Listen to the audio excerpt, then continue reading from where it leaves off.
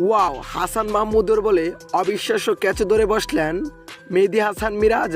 দর্শক, ওয়েস্ট ইন্ডিজকে হারাতে পারলেই সিরিজ জিতে যাবে বাংলাদেশ। এমন ম্যাচে এদিন প্রথমে ব্যাটিংয়ে নেমে বাংলাদেশ মাত্র 129 রান টার্গেট দিয়েছিল। এরানি জবাবে বোলিং করতে নেমে তাসকিনে এনে দেন প্রথম ওভারে দুইটি উইকেট হারিয়ে চাপে পড়ে থাকলেও আবারও রীতিমতো তাদেরকে চাপে ফালিয়ে রাখেন শেখ মেহেদী, যেখানে 8 নম্বর ওভারে এসে দুর্দান্ত ক্যাচ ধরে বসলেন মেহেদী হাসান মিরাজ, যেখানে প্রথম বলটি ডট দিয়েছিলেন হাসান মাহমুদ। তারপর দ্বিতীয় বলে অবিশ্বাস্য ক্যাচ ধরে বসলেন মেহেদী হাসান মিরাজ, যেখানে বলটি মাটি ছই কিন্তু দুর্দান্ত একটি ডাইভ দিয়ে ক্যাচটি তালাবন্দি করেন মেহেদী হাসান মিরাজ। বলাই যেতে পারে এটি অবিশ্বাস্য ক্যাচ ছিল।